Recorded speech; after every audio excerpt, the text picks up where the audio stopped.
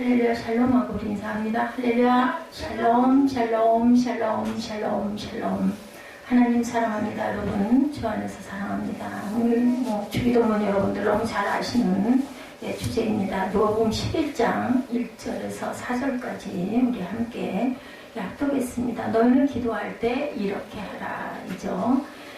고전적인 유머가 있습니다. 신부님이 두 소녀에게 함께 차를 타고 갑니다. 신부님하고 두 수녀가. 신부님이 나이가 든 뚱뚱한 수녀님에게 몸이 쏠리게 되자 주기도문을 합니다. 우리를 시험에 빠지지 않게 하시고 악에서 구하소서 이렇게 기도하셨다고 그래요. 그러다가 유머예요. 또 차가 흔들리며 몸이 정과 아름다운 수녀에게 몸이 기우자 또다시 기도문을 하는데 이번에는 뜻이 하늘에서와 같이 땅에서도 이루어지게 하소서 이렇게 기도했다고 합니다. 아시겠죠? 무슨 얘기인지. 주기도문을 하면서 어떤 생각들을 여러분 하십니까? 기도하실 때 주기도문이야말로 가장 하나님께서 우리에게 모범이 되게 주신 기도 40초 정도가 걸린다고 합니다. 그런데 이 기도가 정말 귀한 뜻을 갖고 있습니다. 더글라스 메가다 장군은 최고의 군사 영웅으로 1906년 시어도에 루스벨트의 참모로 일했대요. 1차 세계대전 당시 많은 훈장을 받은 영웅이었고 웨스트포인트 육군사관학교의 교장으로 활동을 하시기도 했다고 합니다. 그런데 그가 가장 소중히 여겼던 것은 아버지로서의 역할이었다고 해요. 참 중요하죠. 아버지 엄마로서의 역할이 중요합니다. 2차 세계대전에 가장 암울했던 시기인 1942년 메가더는 텍사스주 엘빈에 있는 아버지의 날 전국위원회로부터 올해의 아버지로 선정되었다라는 통지를 받고 이보다 감동적일 수는 없다라고 얘기를 했다고 그래요. 나는 직업군인이지만 아버지인 것이 뿌듯합니다.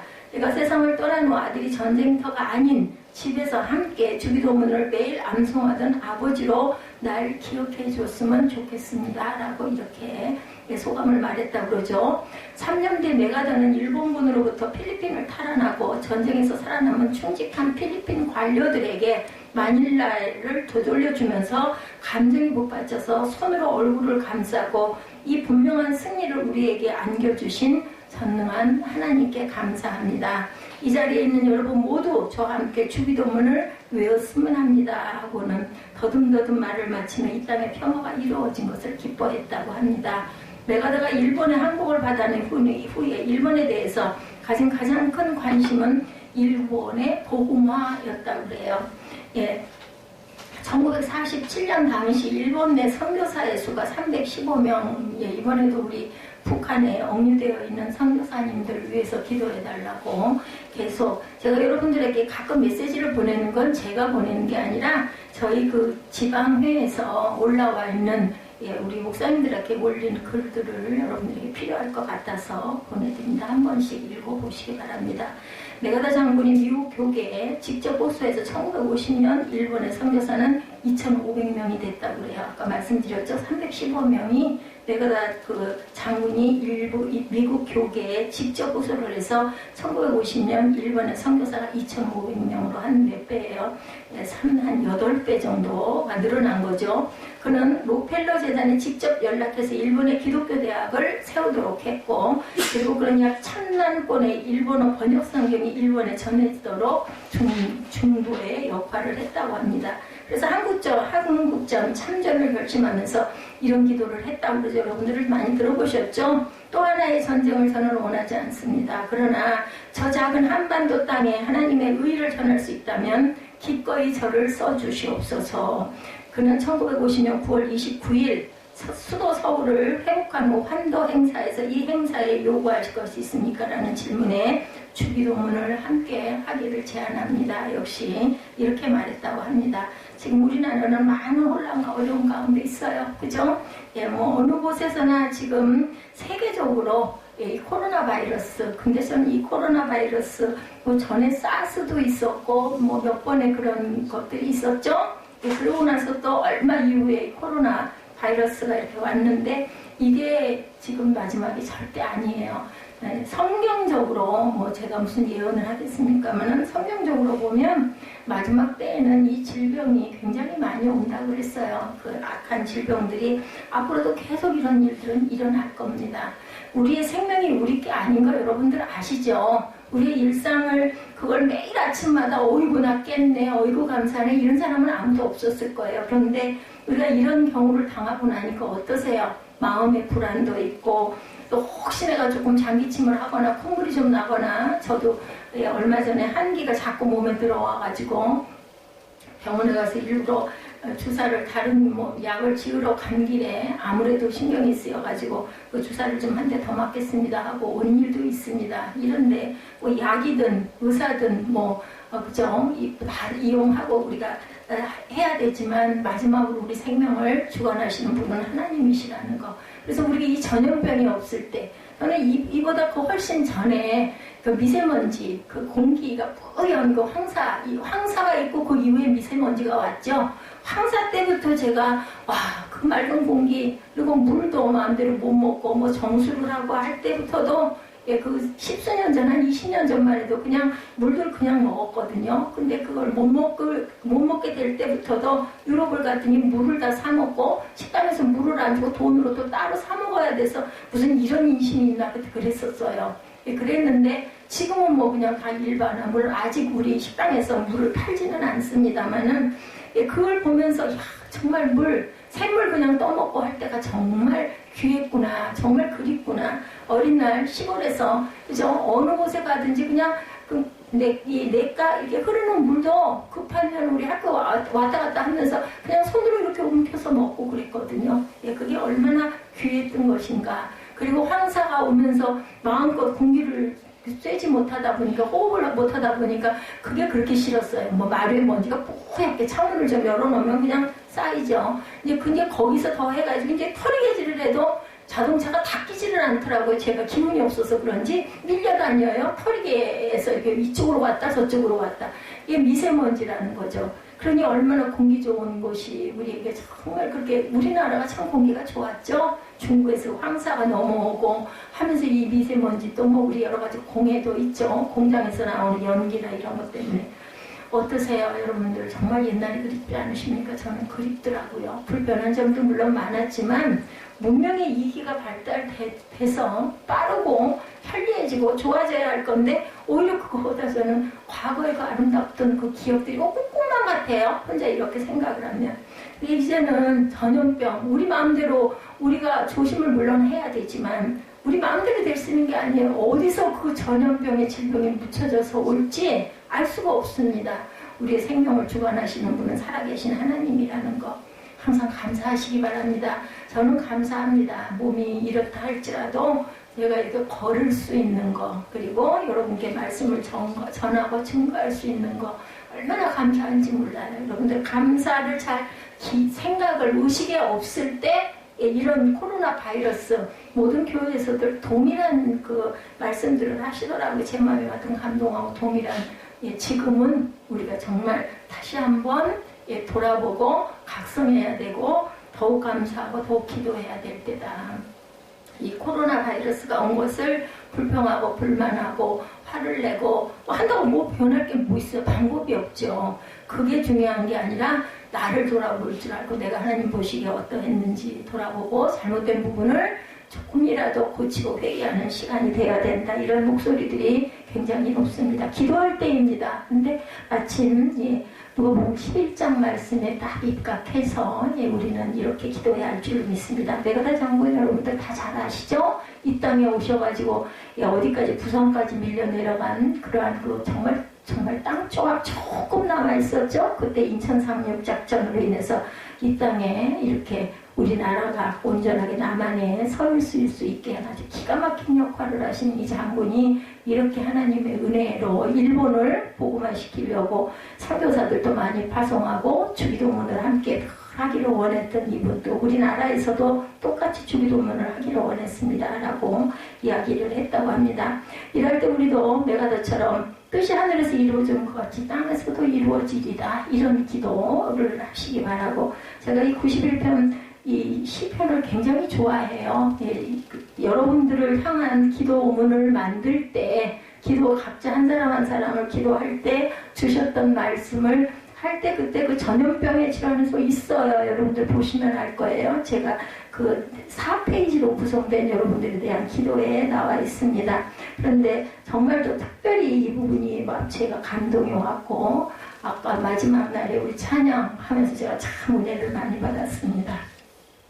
찬송을 쭉 하다가 길면 제가 잘라요. 여러분들 위에 찬양이 많이 올라왔다고 해서 마음으로 아이고 이게 언제까지 갈까 하지 마세요. 시간을 봅니다 늘. 그래서 중간중간에 감동이 오는 찬양이 있을 땐 거기서 제가 잘라요. 뒷부분이 길어서 또 잘라드렸습니다. 그러니까 30분을 별로 안 넘어요. 여러분들 다 세어보신 분들은 없겠지만 우리 중보기도 하고 그리고 또 중간에 여러 가지 주기도문도 있고 있죠. 신앙 고백도 있고 있습니다. 그 부분들 빼면 찬양은 뭐 25분 정도, 25분에서 30분, 그것도 길죠. 보통 교회들은 한 10분, 15분 이럴 겁니다.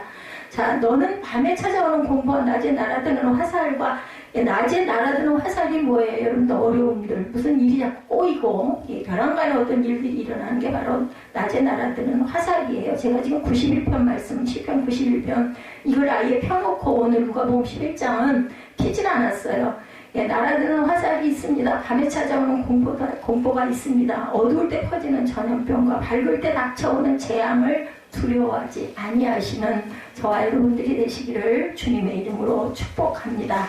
오늘 본문 말씀은 마태복음 6장 9절 이하에 나오는 내용과 같은 주기도문이에요. 마태복음 6장 9절 이하에도 주기도문이 소개가 되어 있죠. 근데 오늘은 누가복음인데도 11장에 같은 말씀이 나왔다라는 거죠. 주기도문의 뜻은 주님이 가르쳐 주신 기도문이라는 말이지 주님의 기도문이라는 말이 아닙니다. 이 기도가 주님의 기도일 수 없는 것은 뭐라고 말씀하세요? 기도 중에 보면 우리가 우리에게 죄 지은 모든 사람을 용서하오니 우리 죄도 사하여 주옵소서 4절에 이렇게 나와 있죠. 우리에게 죄 지은 모든 사람을 용서하니 우리 죄도 사하여 주옵소서. 이거 어디다 기도해야 하나님께 기도하는 거죠? 예, 이렇게 기도합니다. 예수께서 죄를 사해달라고 기도하시는 것은 맞지 않죠. 그렇기 때문에 이 기도는 죄 가운데 살고 있는 우리 인간에게 해당되는 기도라는 겁니다. 1절에 이 주기도문을 예수께서 제자들에게 가르쳐 주신 그 배경을 알 수 있죠. 1절에 뭐라 그랬어요? 예수께서 한 곳에서 기도하시고 마치심에 제자 중 하나가 여짜오되 주여 요한이 자기 제자에게 기도를 가르친 것 같이 우리에게도 가르쳐 주옵소서. 우리에게 알려주신 기도에 너희는 이렇게 기도해라. 중언부언 하지 말라 그러죠. 그래서 제가 그 자신이 없어서 우리가 그냥 말씀을 읽습니다. 제가 기도를 내 맘대로 기도를 하게 되거나 하나님 보시기에 온전치 않은 잘못된 기도를 자칫 이거 복 주시옵소서 저거 복 주시옵소서 이런 기도를 할까 싶어서 아예 그냥 다 외우면 좋겠는데 제가 말씀을 다 외우지 못하기 때문에 틀리면 안 되기 때문에 보고 눈을 뜨고 기도해도 상관이 없거든요. 눈을 뜨고 제가 기도를 합니다. 예수께서 기도하시는 모습을 보면서 제자들은 우리도 예수님처럼 저렇게 기도할 수 있으면 얼마나 좋을까 부러웠겠죠. 예수님이 늘 하시는 기도를 보면서 당시에는 종교 공동체에서 지도자들이 제자들에게 기도를 가르쳐주는 일들이 일반적이었고 저희도 그렇죠. 교회에서도 처음 온 초신자들에게 주기도문을 외우게 하죠. 가르쳐주고 세례 요한도 그의 제자들에게 기도를 가르쳐 주었기에 자기들에게도 예수께서 기도를 가르쳐 주기를 바라는 마음으로 기도를 가르쳐 달라고 오늘 본문에 부탁을 드리는 거죠. 이런 제자들의 요청에 예수님은 너희는 기도할 때 이렇게 해라 하시면서 기도문을 가르쳐 주셨어요. 이 기도문은 주문처럼 생각하여 주술을 외우듯이 중얼거리라는 것이 절대로 아니죠. 주기도문은 기도가 담고 있어야 할 최소의 내용, 기도가 지향해야 하는 것에 대한 모범, 우리 정답, 여러분들 아시죠? 답안지 쓸 때 정답을 기록하는 것처럼 모범적인 기도입니다. 매우 간결하고 짧은 기도 속에 우리가 기도해야 할 핵심 내용이 다 들어있습니다. 주기도문에 담긴 핵심은 하나님의 영광을 위한 기도, 이 땅에 하나님의 나라가 이루어지기를 위한 기도, 그리고 우리의 모든 필요를 위한 기도로 이루어져 있습니다. 제일 첫째, 하나님의 영광을 위한 기도. 두 번째, 이 땅에 하나님의 나라가 이루어지고, 우리 기도할 때 그렇게 하잖아요. 하나님을 찬양합니다. 하나님을 높입니다. 이 땅을 고쳐주옵소서 하고 우리의 필요를 위한 기도. 앤드루 머레이는 이것은 기도의 모범이며 따라서 이것은 기도의 영감이다 라고 말했고, 스탠리는 이 주기도문은 기독교의 가장 위대한 그리고 가장 유일한 보편적인 기도라고 말합니다. 오늘 말씀에 기록된 주기도문을 통해서 우리가 무엇을 위해 기도해야 될 것인가를 보죠. 첫째, 하나님의 영광을 위해. 제가 아까 말씀드렸죠. 본문 2절에 뭐라고 시작을 하고 있어요. 예수께서 이르시되 너희는 기도할 때 이렇게 하라. 아버지여 이름이 거룩히 여김을 받으시오며, 이렇게 얘기하죠. 주기도문의 첫 번째 기도의 내용이 주님의 영광을 위한 기도가 되어야 한다는 것을 가르쳐주고 있습니다. 여기에 맞춰서 여러분들이 기도하시면 됩니다. 우리가 기도를 하면 우리 자신의 필요 때문에만 기도하는 것으로 쉽게 생각하기 쉽고, 그래서 하나님 내가 이것저것이 필요하니 도와주옵소서 이렇게 기도들 많이 하죠. 숨이 넘어가듯 우리의 필요한 사항만 주님께 정신없이 쥐어 담듯 아랜 다음에 그냥 영적으로 구할 생각을 안 하고 그냥 딱 끝이에요. 예수님 이름으로 기도했습니다. 얼른 덜컹 기도하고 막 그런 재밌는 이야기가 있죠. 1시간 동안 30분 동안 기도합니다. 뭐 이것도 필요하고 저것도 필요하고 이런 것 때문에 힘들고 저게 죽겠고 막 이렇게 기도하고는 어이구나 얼른 도망가야지 빨리 끝내야지 예수님을 기도합니다. 엉덩이 들고 뛰어간다는 얘기. 하나님께서 답을 주실 틈이 없이 그렇게 기도한다는 이야기가 있습니다. 하지만 예수께서 가르쳐주신 이 주기도문에 의하면 우리의 기도의 최우선은 먼저 하나님의 이름이 거룩히 여김을 받기 위해서 기도해라. 그냥 단어 그대로예요. 뭐 이거 모르시는 분 아무도 없으시죠? 거룩이란 구별하다라는 뜻이죠. 거룩은 구별하다. 함께 무겁다는 뜻으로 중하게 여긴다. 중하다는 뜻이 뭐예요? 중요하게 여긴다라는 거죠. 우리는 하나님의 이름을 구별하여 귀하게 하기 위한 부담으로 함부로 부르거나 소홀히 해서는 안 된다. 귀하게 여기는 우리 귀한 거 어때요? 뭐 예를 들어 귀중품 잘 놔두지 않아요, 그죠? 저는 너무 잘 놔두다가 휴지에 쌌다가 그냥 버린 일도 있습니다. 절대로 그렇게 하셔서는 안 됩니다. 하나님은 스스로 거룩하시지만 문제는 우리가 그 이름을 거룩하게 하지 않는 데 있다는 거죠. 하나님 당신의 이름이 거룩히 여김을 받으시옵소서라고 할 때 온 인류와 특히 믿는 사람들 나로 말미암아 그 이름이 거룩히 여김을 받으셔야 한다. 이렇게 우리가 고백을 해야 돼요. 그죠? 하나님은 스스로 거룩하지만 우리에 의해 거룩히 여김을 받으셔야 한다. 우리 이렇게 존경하시는 하는 분들 여러분은 어떻게 하세요? 아주 그냥 귀하게 모셔드리잖아. 모셔요. 귀한 분 오시면 제가 모시겠습니다. 이렇게 얘기하는 이런 마음을 가지라는 거죠. 경유하는 마음. 주님의 이름이 거룩히 여김을 얻으시도록 기도하는 겁니다. 그래서 출애굽기 33장 18절에도 보면 내 안에서 하나님을 존귀하게 하신 분으로 모시도록 기도해야 된다. 모세가 이르되 원하건대 주의 영광을 내게 보이소서라고 기도합니다. 주님의 영광이 내게 임하셔서 주님을 거룩히 모실 수 있기를 기도해야 되겠다. 나 자신을 먼저 생각하지 않고 하나님을 먼저 생각하고 그 이름을 위해 죽어도 좋고 살아도 좋다는 자세로 우리가 살아야 된다. 어차피 우리는 한 번은 가잖아요. 그죠? 둘째는 선한 일을 하여 세상에서 하나님의 영광을 드러내야 된다. 첫째는 내 안에서 하나님을 존귀하신 분으로 모시도록 기도해야 된다. 존귀하게 내 영광이 나로 인하여 나타나도록 기도해야 된다. 둘째는 하나님의 영광을 선한 일을 해서 세상에서 하나님의 영광이 드러나야 된다. 마태복음 5장 16절에 이같이 너희 빛이 사람 앞에 비치게 하여 그들로 너희 착한 행실을 보고 하늘에 계신 너희 아버지께 영광을 돌리게 하라. 이렇게 말씀하시죠. 세상 사람들이 하나님의 영광을 드러내도록 힘써야지 어떤 일로든지 하나님의 영광을 절대로 가려서는 안 된다. 그래서 그런 얘기하죠. 뭐 예수 믿는 사람이 뭐 그따위야 이런 얘기, 영광 가리는 일이죠. 예수의 이름 때문에 참고 예수의 이름 때문에 손해보고자 하는 자세가 있어야 되겠다. 셋째는 하박국 2장 14절입니다. 온 세상 사람들이 하나님의 거룩하신 이름 앞에 경배하도록 하기 위해서 기도해야 된다. 하박국 2장 14절입니다. 이는 물이 바다를 덮음같이 야훼의 영광을 인정하는 것이 세상에 가득함이니라 는 말씀이 이루어지도록 기도해야 된다. 하박국 2장 14절. 이는 물이 바다를 덮음같이 야훼의 영광을 인정하는 것이 세상에 가득함이라. 제2차 세계대전이 발발하자 영국 국민들은 극도의 혼란과 절망에 빠졌어요. 그나마 다행은 그들에게 믿을 수 있는 두 명의 지도자가 있었는데 한 사람은 탁월한 정치가인 윈스턴 처칠경, 여러분들 이름 들어보셨죠? 한 사람은 존경받는 지도자인 윌리엄 템플 주교였다고 합니다. 이때 여왕은 국민이 신뢰하는 이 두 사람에게 라디오 연설을 부탁을 했다고 그래요. 두려움과 절망에 빠졌던 영국 국민들은 존경하는 두 지도자들의 연설에 귀를 기울입니다. 2차 세계대전이 발발하자 예, 영국 국민들의 이야기입니다. 놀라운 일은 서로 짠 것도 아닌데 둘 다 연설 마지막에 똑같은 말로 끝을 맺었다고 해요. 국민 여러분, 지금이야말로 우리가 하나님을 바라볼 때입니다. 이렇게 기도했다고 해요. 예, 저도 여러분들에게 말씀드립니다. 여러분들 코로나 바이러스가 이렇게 정말 우리를 자꾸 매일매일 안내 문자가 엄청나게 뜨죠. 이럴 때 하나님을 온전히 바라볼 때라고 저도 말씀을 드립니다. 우리가 지금 무엇보다 먼저 할 일은 전능하신 하나님께 나아가 예배하는 일입니다. 우리 모두 경건히 무릎 꿇고 전능하신 하나님을 바라봅시다. 2차 세계대전 때 영국에서 그 템플던 경이 이렇게 기도를 했다고 그러는 거죠. 윈스턴 처칠 경 정치가인 이분과 윌리엄 템플 주교가 똑같이 이 마지막 말미에 이렇게 얘기를 했다고 그래요.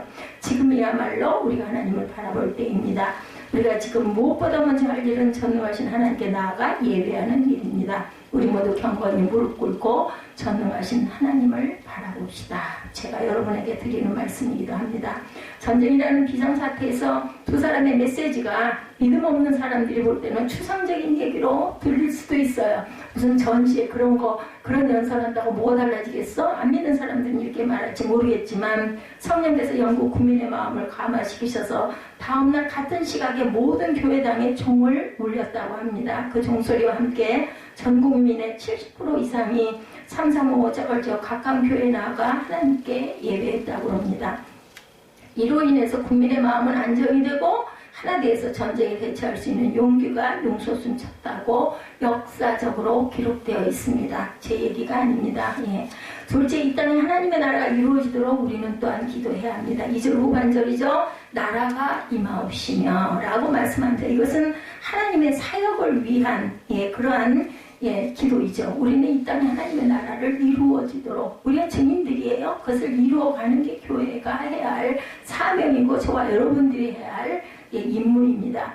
우리는 하나님의 나라가 이루어지도록 복음을 전하기도 하고 그리스도의 사랑을 전하기도 하고 평화가 이루어지도록 힘써 가죠. 이 모든 일이 이루어지기 위한 일뿐만 아니라 이를 위해서 먼저 우리는 기도해야 되겠다. 우리가 무슨 힘이 있겠어요? 기도할 수밖에 없죠.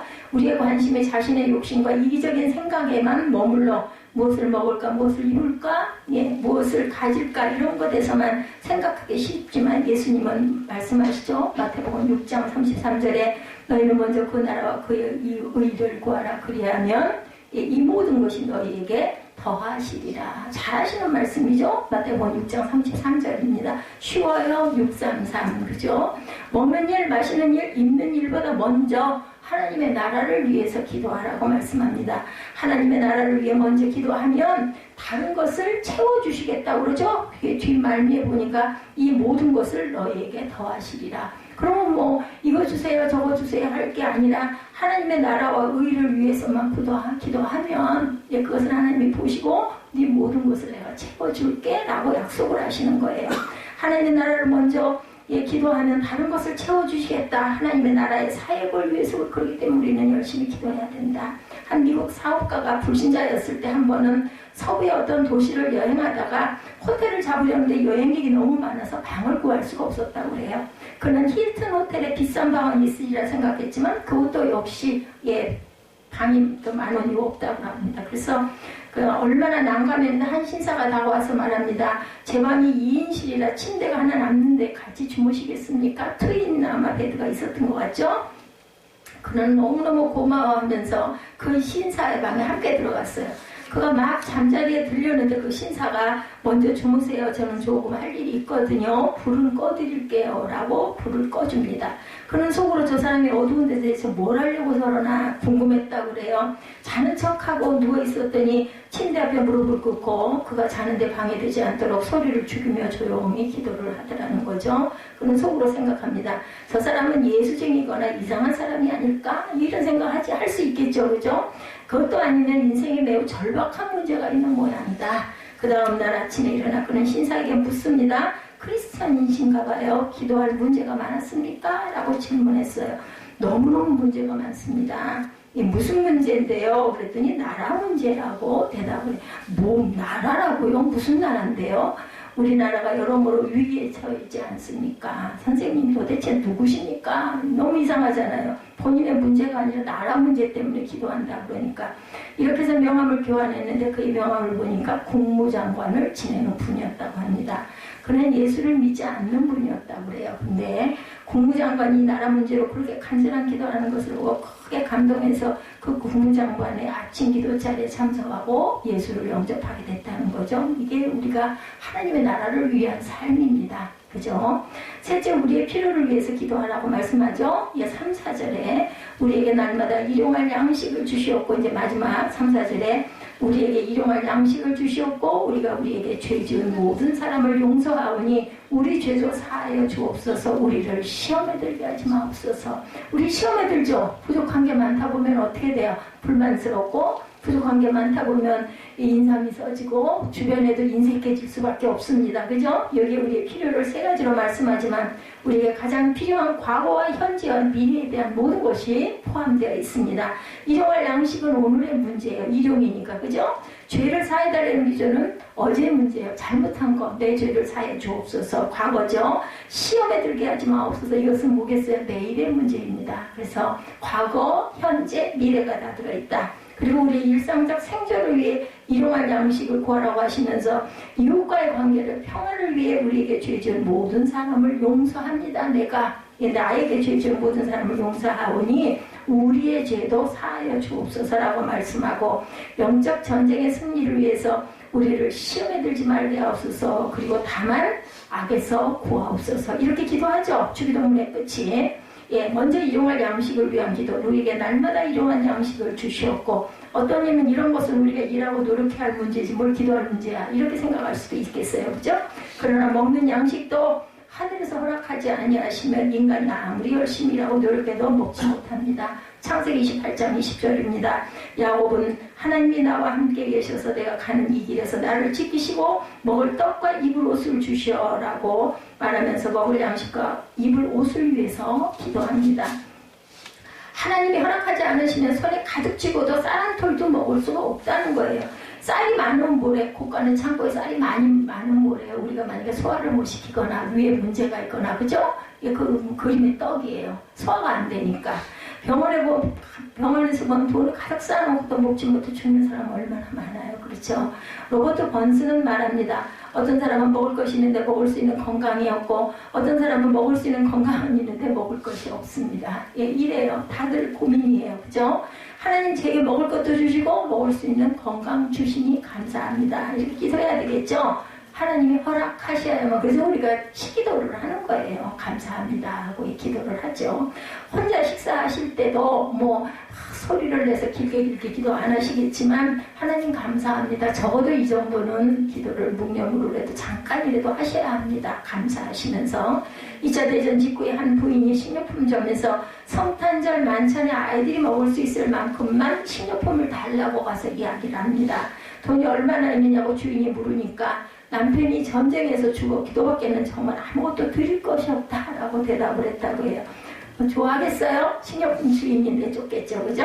당신의 기도를 종이에 써주면 그 무게만큼 식료품을 주겠어. 그래도 이분은 저보다 나은 분인 것 같아요. 제가 만약에 이 가게 주인이면 아니 돈 없이 어떻게 그 식료품을 달라고 하고, 더구나 전쟁 중인데, 그죠? 그랬을 것 같은데, 이렇게 얘기해서 놀랍게도 부인은 접혀진 종이를 주면서 우리 애가 지난밤에 아파서 옆에서 간호하며 기도를 적어두었죠 라고 그 기도문을 주었다고 그래요. 읽어보지도 않죠. 당연히 화나죠. 속상하죠. 주인은 저울에 줄을 놓은 곳에 기도가 적힌 종이를 놓고, 자, 이 기도가 얼마치 식료품 무게가 되는지 달아봅시다 라고 말을 했다고. 어땠을까요 여러분들? 놀랍게도 빵 한 덩어리를 놓았는데 저울은 꼼짝도 하지 않습니다. 다른 식료품을 올려놓아도 저울은 움직이지 않죠. 주인은 당황합니다. 드디어 저울에 더 이상 올려놓을 수 없으니 당신이 봉지에 담아가시오 이렇게 얘기를 했다고 그래요. 나 바빠요 하고 퉁명스럽게 말했다고 합니다. 눈물을 흘리고 감사하며 그 부인은 자기가 필요한 만큼의 식료품을 가지고 돌아갔다고 그래요. 저울이 고장난 것을 얼마 후 주인은 알게 됐어요. 예, 그 주인은 가끔 의아해야 합니다. 왜 그 부인이 미리 기도를 써가지고 왔을까? 그죠? 왜 그 부인이 저울이 고장을 났을 때 왔을까? 하필이면 이제 주인은 고장난 저울인 걸 몰랐는데 어떻게 그때 왔을까?인 거예요. 그때 그 부인이 적은 기도문은 주여 오늘날 우리에게 일용할 양식을 주옵소서 이렇게 적혀 있었다라고 합니다. 자, 다음으로 죄사함을 위한 기도입니다. 누가복음 11장 4절이죠. 우리가 우리에게 죄 지은 모든 사람을 용서하오니 우리 죄도 사하여 주옵소서. 그래서 여러분들 주변에서 누군가가 나를 가슴 아프게 하고 억울하게 하고 속상하게 하고 그랬을 때 우리는 용서해야 돼요. 제가 그런 생각을 참 자주 많이 합니다. 내가 이렇게 부족한 부분이 많으니 내가 뭘 누구한테 투덜거리고 불평을 하고 할 일이냐, 이게 내가 죄를 짓는 거지, 이런 생각을 저도 많이 합니다. 일용할 양식 다음에 구할 것이 용서인 것은 그만큼 용서가 중요하기 때문이죠. 우리가 교회에 나오는 가장 큰 목적도 죄사함을 받기 위해서입니다. 그런데 우리는 가장 중요한 문제를 잊어버리고 시시한 문제만 막 기도를 합니다. 그죠? 뭐 이런 필요한 거 우리가 좀 이렇습니다. 물질이 부족합니다. 뭐 이런 기도 많이 합니다. 사죄의 기도가 중요한 것은 죄의 문제가 해결되어야 우리가 평안을 얻기 때문입니다. 우리에게 있는 고통의 근본 이유는 죄와 죽음 때문입니다. 죽음보다 더 큰 문제는 죄 문제죠. 죄 사함을 받아야 우리가 죽어도 평안해지겠죠. 평안한 곳에 갈 수 있겠죠. 그죠? 죽어도 천당 간다는 것만 보장되면 죽음이 문제일 필요는 없습니다. 결국 죽음의 뒷면에는 죄의 문제가 도사리고 있고 그게 해결돼야 됩니다. 우리 죄도 사하여 주옵소서라는 이 기도는 용서를 비는 기도를 하면 용서하시겠다라는 말입니다. 어떤 아이들은 잘못하고도 부모에게 용서를 구하지 않아요. 어머니는 매로 때리면서 잘못했다고 말하라고 말하지만 애가 입을 꾹 다물고 고집을 부리고 그러면 뭐라 그래요? 엄마가 이 녀석아 제발 잘못했다고 해. 이렇게 얘기합니다. 나중에 애원을 해서 너 잘했어 잘못했어 막 갖다가 들이대죠. 요즘 아이들은 이렇게 할 수도 없어요. 근데 저 잘할 때 그리고 제가 어른이 됐을 때는 이렇게들 때려주면서 그러면 미리 때려주기도 전에 매들면 벌써 눈에서 눈물이 줄줄 흐르는 애는 그렇게 때리질 못하겠더라고요. 그죠? 한두 대. 똑같이 해야 되니까. 그리고 매도 조금 이렇게 뭐라 그래야 되나 힘이 덜 실려요. 근데 말 안 듣고 고집 부리고 씩씩거리고 아무리 때려줘도 전혀 상관들 반함이죠. 그런 애는 정말 믿지 않아요. 여러분들. 하나님도 똑같으시다는 거예요. 여러분 그렇게 생각하시면 됩니다. 주님도 얼마나 답답하시면 용서해달라고 기도하라고 말씀하셨을까 생각해 보시기 바랍니다. 어거스틴은 하나님도 회개하지 않는 죄인을 용서하지 못하신다 이렇게 말했다고 해요. 회개하지 않는 자는 하나님도 어찌할 수가 없어요. 가룟 유다처럼 후회는 했는데 회개하지 않다 보니 결국은 죽게 되죠. 본인이 몸에 달아서 죽습니다. 지금도 피밭이 그대로 이스라엘에 가면 있다고 그러죠. 우리는 사죄를 위해 기도할 뿐만 아니라 형제가 내게 지은 죄도 용서해야 된다. 그 마음도 들게 해달라고 기도해야 되겠죠. 한 수녀원에서 10년을 살았던 수녀가 하프 연지자의 유혹에 넘어가서 그만 임신을 해서 아기를 낳고 말았습니다. 수녀가 이러면 안 되는데 그죠?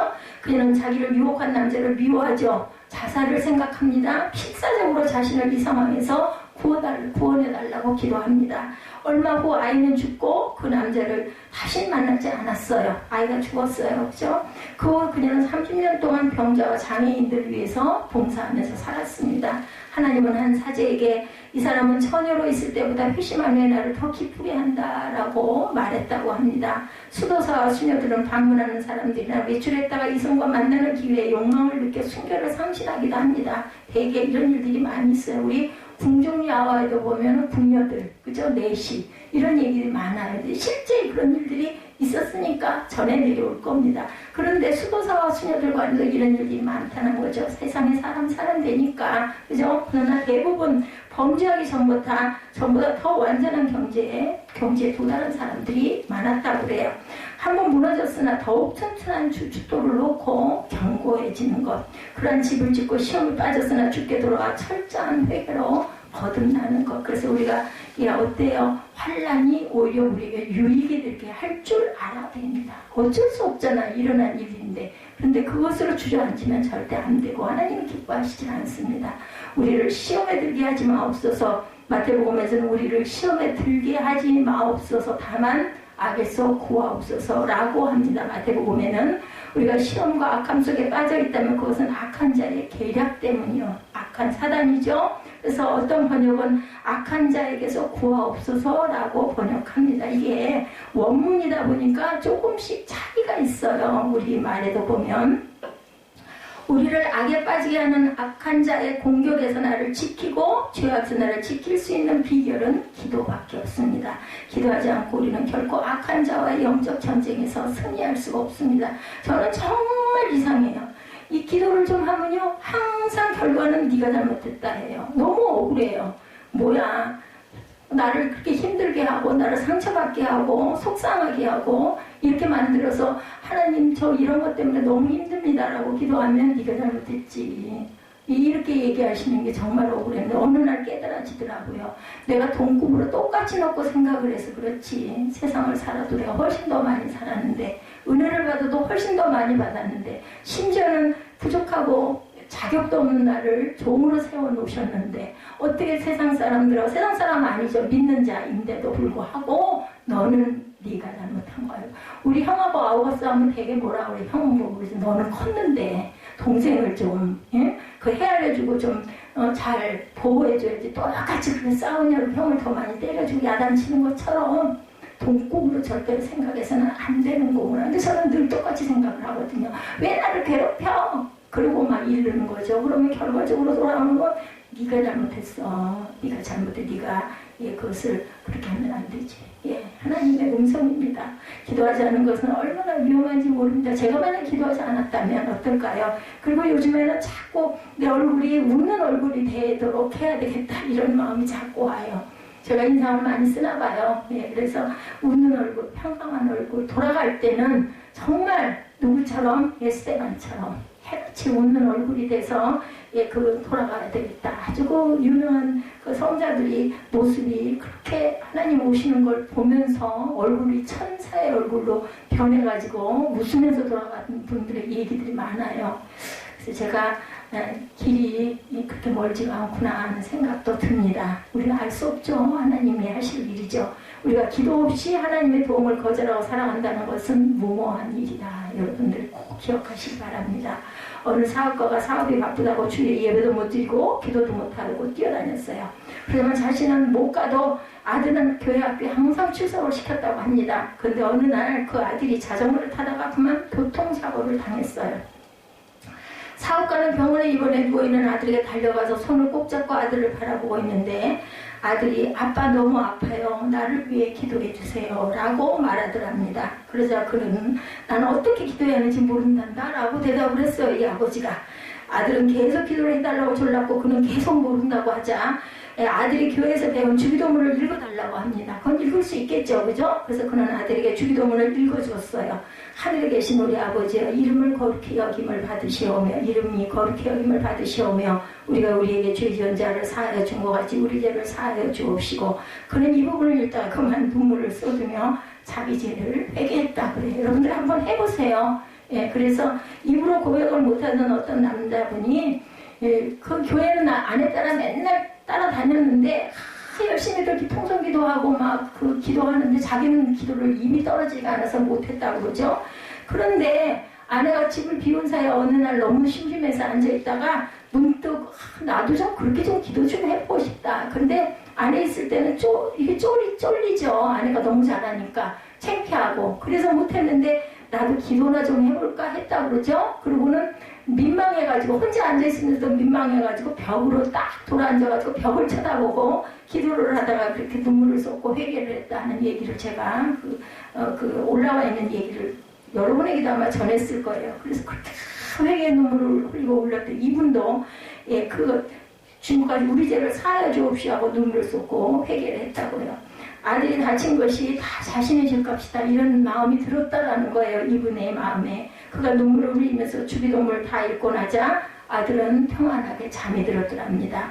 잠든 아들의 모습을 보며 하나님을 떠났던 죄를 눈물로 간절히 회개하고 아들을 고쳐주시기를 위해서 계속해서 기도를 했대. 아들이 자니까. 근데 얼마 후에 아들은 의사가 깜짝 놀랄 정도로 빨리 완쾌가 되고 그 아들이 병원에서 퇴원했을 때 그는 하나님 앞에 날마다 간절히 기도하는 믿음을 갖게 되었다고 그래요. 이런 환난과 이런 고난이 와서 이럴 때 우리가 알아야 된다. 그죠? 스위스의 정신과 의사고 20세기 최고의 심리학자인 칼 융의 명성을 듣고 미국의 백만장자가 비행기를 타고 찾아옵니다. 그는 불면증에 시달리며 온몸이 아픈 사람인데 돈 이렇게 많으면 뭐래요? 불면증 진짜 무섭죠. 그런데 융은 특별한 치료도 해주지 않은 채 소개장을 하나 써주면서 한 수도 원장을 찾아가라고 말합니다. 그래서 그는 모스크바 근교의 수도원 원장을 찾아갔어요. 수도원 원장은 시키는 대로 하겠느냐고 확인하더니 하루 동안 주기도문을 300번 외우라고 하더랍니다. 힘들겠죠. 300번. 그죠? 당황했지만 별 수 없이 그대로 따랐다고 그래요. 그 다음 날에는 600번을 외우라고 하더랍니다. 그는 계속 주문처럼 계속 외웠겠죠. 빨리빨리 읽었겠죠. 하루에 300번씩 보태졌어요. 그 다음 날은 900번, 그 다음 날은 1200번. 그래서 드디어 6000번 외우는 날이 굉장한 인내예요. 도망 안 간 게 정말 이상하죠? 예, 막 주기도문을 외우려고 하는데 몸속에서 이상한 느낌이 들더랍니다. 완치가 된 거예요. 여러분들 그런 거 느낄 때 있죠? 나았다 이런 마음 들 때 우리 에스더 전도사한테 제가 들은 적 있어요. 종양이 있었던 거 나았다 기도할 때 그런 마음 저도 그런 확신이 들 때가 있습니다. 불면증이 싹 사라지고 온몸에 아픈 것도 다 사라져 버렸다고 그래요. 여러분들도 한번 해보세요. 하루에 뭐 300번 안 되면 30번이라도 뭐 매일매일 하면 되죠. 30번, 60번, 90번 이런 식으로. 그러니까 다른 기도가 필요 없는 거죠. 주님이 가르쳐주신 그 귀한 기도 아주 전부 완벽하게 들어있는 거잖아요. 그걸 계속 읽다 보면 처음에는 그냥 지겨워하면서 이 사람들 막 외우듯이 읽었겠죠. 그죠? 근데 그러다가 어느 순간 마음에 그죠? 그렇게 많은 숫자를 읽다 보니 마음에 어떤 생각이 그래서 여러분들한테 제가 자꾸 찬양이라도 고백을 하라고 자꾸 이야기를 하는 겁니다.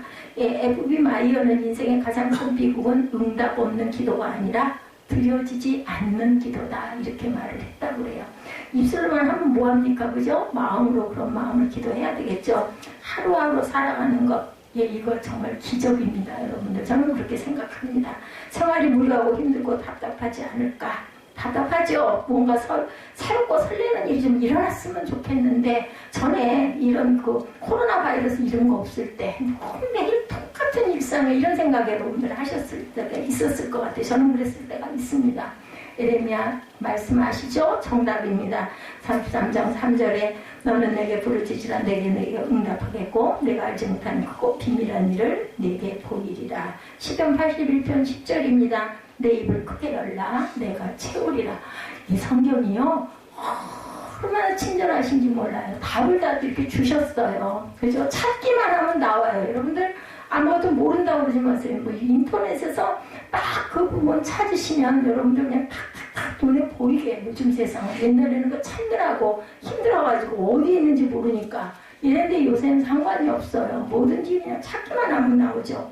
기도를 배우기를 원하는 제자들에게 너희는 이렇게 기도하라 라고 가르쳐 주신 예수님이 우리에게 주신 정답지 주기도문입니다. 여러분들 바른 기도의 자세를 익혀서 날마다 기도를 통해서 주님과 깊은 교제를 하시고 하늘의 풍성한 사랑과 능력으로 살아가시기를 주님의 이름으로 축복합니다. 자, 우리 주기도문 우리 한번 귀하게 같이 고백해보고 그리고 우리 결단 찬양 하도록 하죠. 예, 우리 주기도문 한번 해보실까요? 눈을 감고 기도합니다. 하늘에 계신 우리 아버지시여 이름이 거룩히 여김을 받으시오며 나라 임하옵시며 뜻이 하늘에서 이룬 것 같이 땅에서도 이루어지이다. 오늘 우리에게 일용할 양식을 주옵시고 우리가 우리에게 죄 지은 자를 사하여 준 것 같이 우리의 죄를 사하여 주옵시고 우리를 시험에 들게 하지 마옵시며 다만 악에서 구하옵소서. 나라와 권세와 영광이 아버지께 영원히 있사옵나이다. 아멘. 그래서 여러분들 주무실 때 아침에 일어나셨을 때 시간이 없더라면 한번 습관을 한번 들여보세요. 눈 뜨고 누워서도 괜찮아요. 밤에 누워 주무실 때도 괜찮아요. 하늘에 계신 우리 아버지시여 눈을 뜨고든 눈을 감고든 이렇게 하고 기도하시고 나서 주무시면 얼마나 좋을까. 길게 기도하지 않더라도 그 아이에게 계속 그 주일학교를 내보내고 자기는 못 가서 여튼 그 아이는 그렇게 교회를 계속 나가면서 기도를 배운 거예요. 그래서 아빠 기도해 주세요. 나는 기도 못한다 했더니 주기도문이라도 읽어주세요 했다는 거죠. 이렇게 귀한 은혜가. 아마 아이가 많이 아프다 보니까 아빠는 절실한 마음이 들어가지고 기도하다 말고 그냥 내가 교회를 못 나가 너무 죄송하고 하는 생각으로 울고 회개하고 아들을 위해 기도했더니 아이가 그렇게 깨끗이 나와서 이 교회를 열심히 나갔다. 이런 마음이 드셔야 돼요. 중요한 거는. 그래서 우리가 할 수 있는 것은 입술로라도 좀 고백을 해보자. 뭐 나 다 아는데 이러지 마시고 우리 결단 찬양하십니다.